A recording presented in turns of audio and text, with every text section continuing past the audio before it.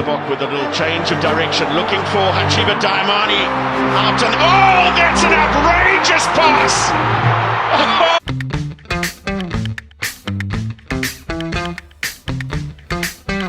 So here are 3 things the Stormers did to win the semi-finals against Connacht and to book themselves in the second URC final in a row.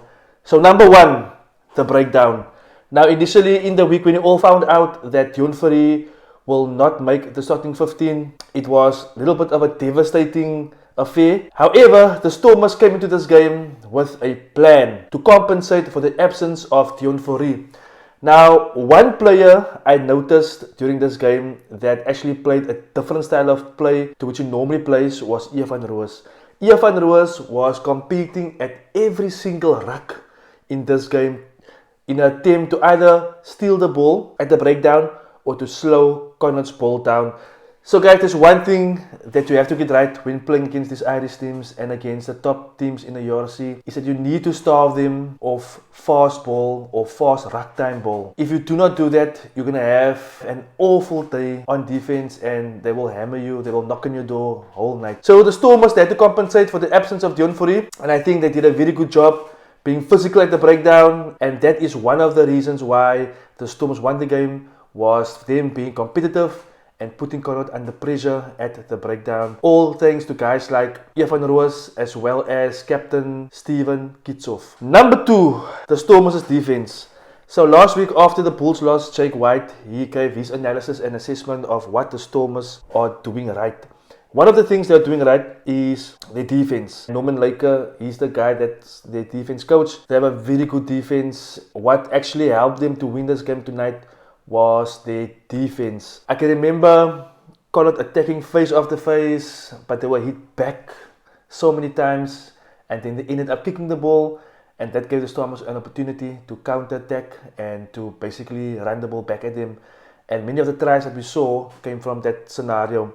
So the Stormers' defense was the second reason, in my opinion, that they won the game and booked their place in the finals in 2 weeks' time. I see they're doing the same thing with Norman Laker as what they did with Jack Ninaber at the 2019 Rugby World Cup, where Norman Laker is the water boy. Now, if you have your defense coach on the field, basically at any spot where the guys are defending, you have your defense coach there.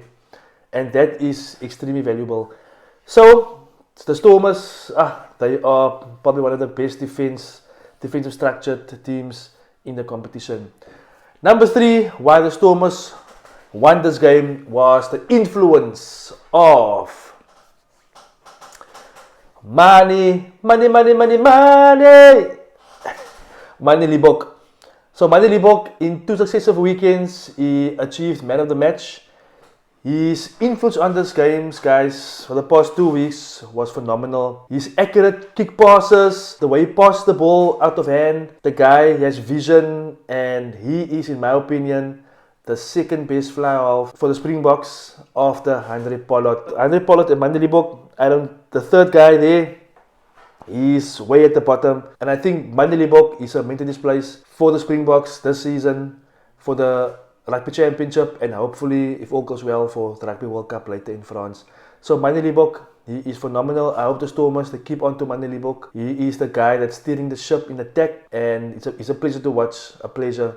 And the Bulls and the Sharks, your loss is the Stormers' game. So guys, that's my take on the 3 areas where I think the Stormers won this game.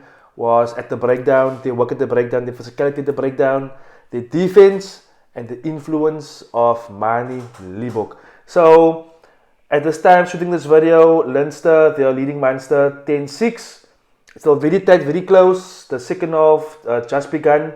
It's very close. Hopefully, if Munster can win this game, we will have the second final at Cape Town Stadium, where I will definitely be attending. Guys, that's my take on the Stormers' victory over Connacht in the semi-finals.